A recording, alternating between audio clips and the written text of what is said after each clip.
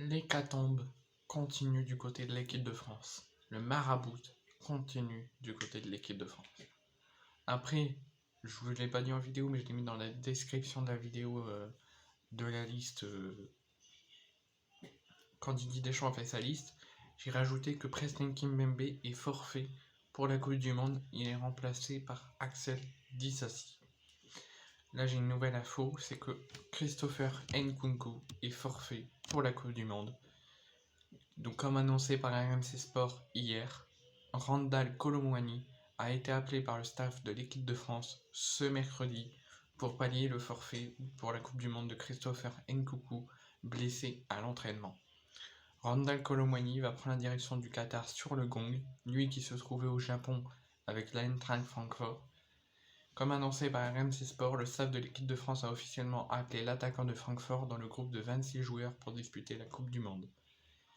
L'ancien Nantais qui fêtait ses 2 premières sélections en septembre dernier remplace Christopher Nkunku blessé lors de l'entraînement mardi et souffrant d'une entorse de la cheville gauche. Kolo Muani va rejoindre ses coéquipiers à Doha depuis le Japon où il est actuellement en stage avec son club. Il arrivera demain matin. Parti libre de Nantes l'été dernier après une dernière saison bien remplie pour 13 buts en 41 matchs et une victoire en Coupe de France, le natif de Bondy confirme en Allemagne pour 8 buts en 23 matchs où il a découvert la Ligue des Champions avec 2 buts, dont un contre Marseille. Il a participé à qualifier son équipe pour les huitièmes de finale contre Naples, donc l'aller le 21 février et le retour le 15 mars. Avant cette double échéance, Kolo Muani va d'abord vivre cette Coupe du Monde avec les tenants du titre. En septembre dernier, Didier Deschamps avait confié tout le bien qu'il pensait de cet attaquant, pouvant jouer dans l'axe ou sur un ailier.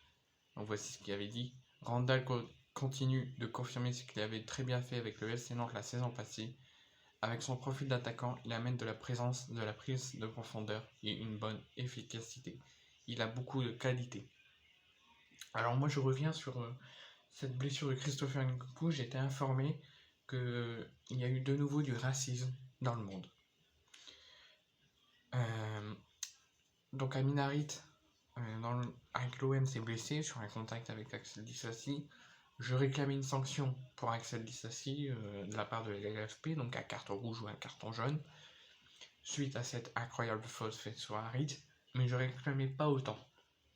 Pourquoi ? Parce que Axel Disasi a encore été insulté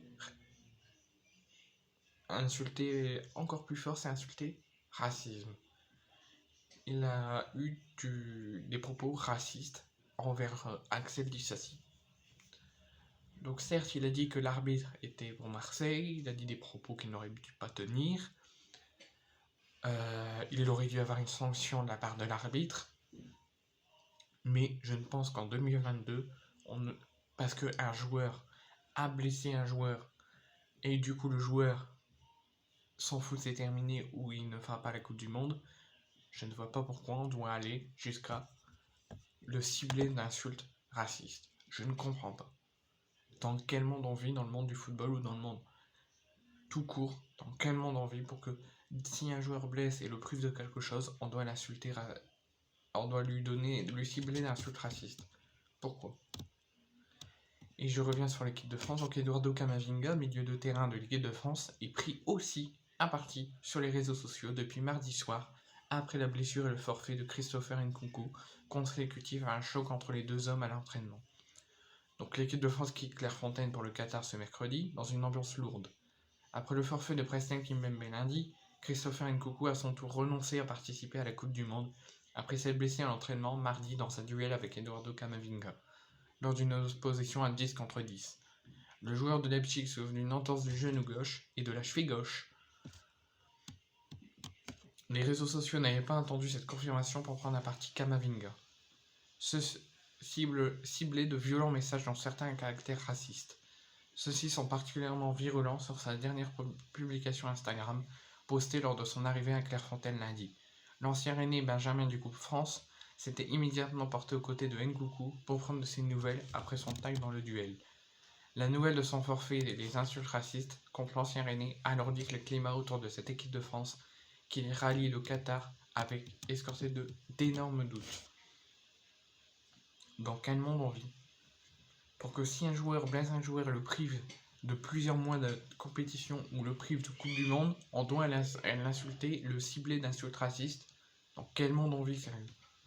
Donc moi je suis très en colère sur ça. Alors je souhaite un prompt rétablissement à Preston Kimpembe et à Christopher Nkunku. Je prie pour qu'il n'y ait plus de blessés jusqu'à la fin de la Coupe du Monde.